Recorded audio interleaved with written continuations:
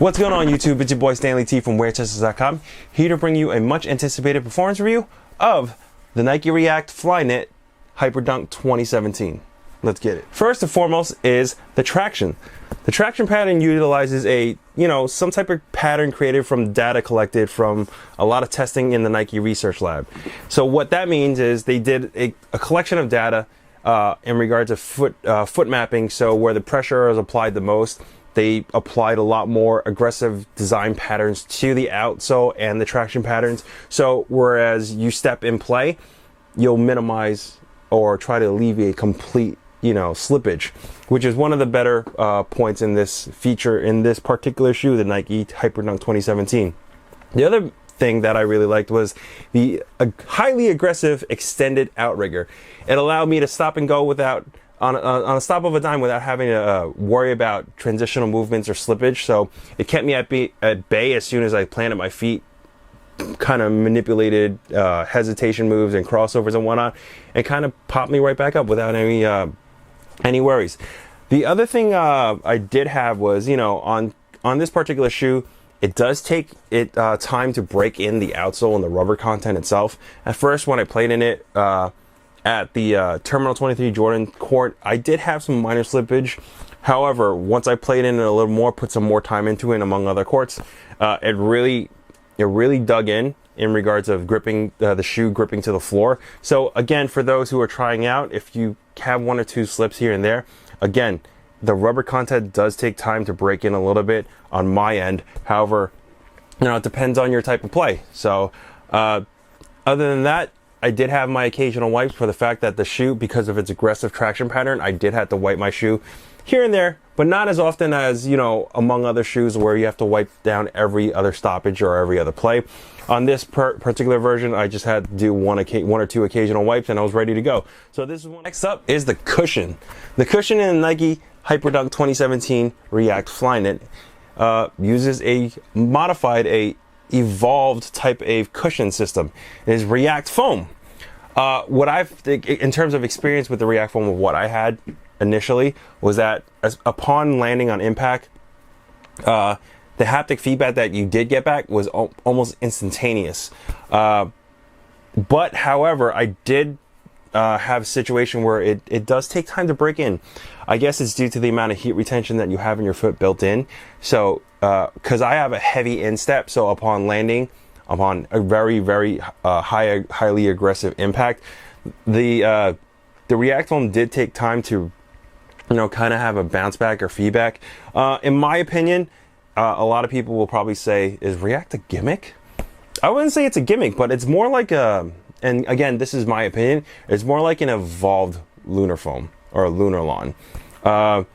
It's quite dense and quite firm. A lot of the instep cushioning is reliant on the interior insole, the ortholite. Without that, if you just put your feet in it, it's really firm. The other thing I did have a gripe on was certain aspects of the shoe. The forefoot was a little bit more firm than the heel. Maybe it's about the chemical density that they was utilized in this particular pair. However, in future references, I mean, this is Nike, trying to step out of his comfort zone, trying to do something new, which I really dig. They're constantly trying to innovate and trying to create something more positive and greatly impactful for not only consumers but for the players themselves. But is it a hit or miss? I can't say whether or not it's a hit or miss, but it's a step in the right direction. But there is a ways to go. In my opinion, if they have something like this in regards to React foam, if they implemented a bottom loaded forefoot and heel zoom air to complement with the firm React foam, I think this would be extremely beastly. But then again, I wouldn't mind paying the extra $10 if they applied that to it. But, maybe down the line, Nike will be like, maybe let's apply additional, double stack air, zoom air on top of React foam and see how it goes. But until then, I think React foam is a step in the right direction. However, due to the firmness of the shoe, of the foam itself and the cushion setup, it's not my personal cup of tea, but it did its job adequately. However, I'm expecting more. Next up is the materials. One of the better aspects of this particular shoe, because it's probably the Flyknit version. What you're getting is a full on Flyknit of a shoe. You have some nylon yarns, especially integrated into the shoe itself, and also the forefoot especially. That's why it kind of looks kind of shiny. However, it helps with the durability and just the basis of creating a more reinforced toe box. You have a lot of Flyknit and yarnage all around the shoe. You have an internal heel counter. Also, you have some stretch web Flyknit along the tongue and along the heel collar area, because it allows the material to form around your foot once you lace up, because of the structural lacing setup that they have. And other than that, that's probably one of the highlights of the shoe and the materials wise. With the integration of the cupped midsole with the React cushioning, I think it was really ingenious for them to create such a format. I mean, from the shoe perspective, as you look at it, it seems it has like some type of similarities of a particular shoe from an older model, like the Hyperdunk 2008. And you can't go wrong with that model, because that was one of the best models I ever played in. Other than that, React foam, solid rubber traction, aggressive outsole, all on Flyknit upper with nylon yarns reinforced. You can't go wrong with this particular shoe in regards to the material that was utilized. I do wish there was a little bit more. Next up is the fit. The fit of the shoe is probably my biggest highlight in general. From the nylon yarns back into the Flywire, once I put my foot in, the shoe felt a little bit snug. However, among playing in it and the amount of heat retention that applies to the material itself, you know, because it's Flyknit, the material does stretch a little, and along with the cup midsole, it really wraps around your foot really well. So once you lace in tightly, you're pretty much not going anywhere. You also have some heel pillows in the interior, so you know, you don't kind of scratch up your Achilles or your ankle. So that's really a nice feature that Nike's been applying to a lot of their basketball models in general. I did have some gripe aspects with the lacing setup, because I do have probably a wider foot base, so the laces kind of extend themselves a little. I did find my laces, even though I laced them all the way to the top eyelet, coming off here and there while I was playing, so that was kind of a nuisance while I was playing. But once you're laced in and locked in, you pretty much don't have anything else to worry about, because you're pretty much, it's a pretty natural one-to-one fit. For those with a wider foot base, I am a size 13 and I wear I do have a slightly wider foot, but these fit perfectly fine once the material wraps around your foot and gets stretches around your foot and pretty much contours to your foot pretty well. So for those with a slightly narrow foot, I do recommend trying these on in store. I do recommend probably going half a size, but you know, you never know. You know, all shoes are made differently on the way it contours your feet, so everyone's foot is shaped differently also. But I would say I do recommend staying true to size, and this is one of the best features in terms of fit in regards to this shoe, the Nike Hyperdunk 2017. Now, onto the support.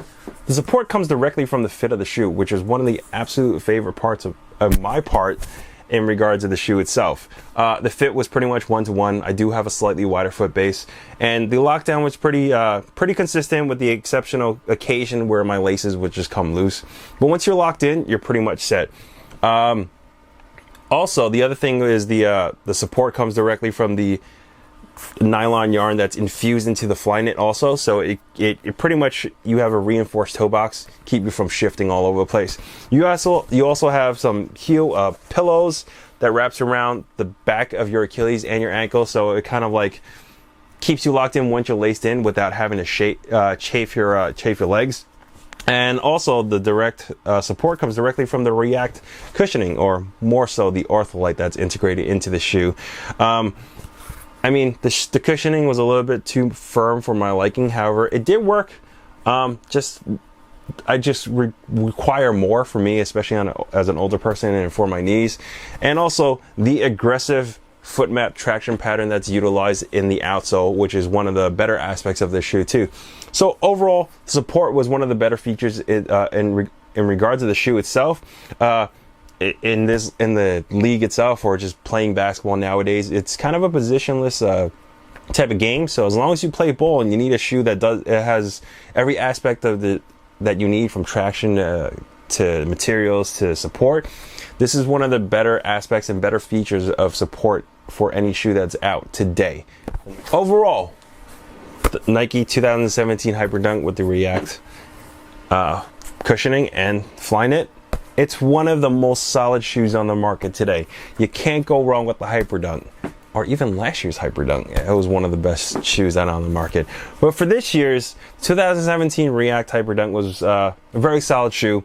I think it, with the fit, the support, the materials itself, was one of the better aspects that you can see view on the market today. I think the React cushioning, I wouldn't say it's a hit or miss, but it's a it's more, in my opinion, more like an evolved version of Lunarlon. I think there's a in a positive aspect, I think it's a step in the right direction for a slightly bigger person myself. I personally need a slightly more bouncier or more reactive foam or reactive cushioning.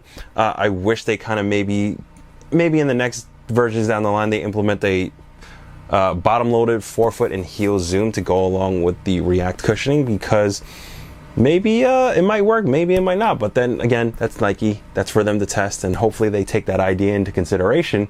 The traction pattern was dope. I wasn't used to the cup midsole because it took time to kind of contour to my feet. Again, when you play in it, heat retention builds around and makes the material wrap around your foot very, very well. So there's a little bit of break in time.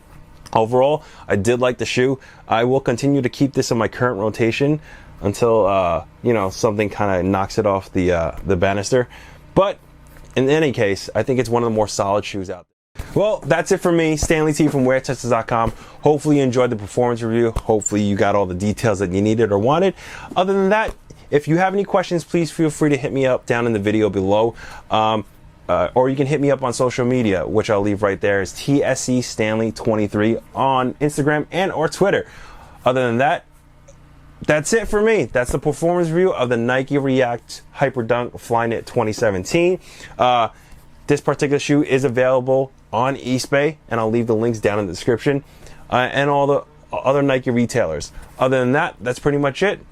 That's Stanley T from WearTesters.com, signing out. Peace. Thanks for watching.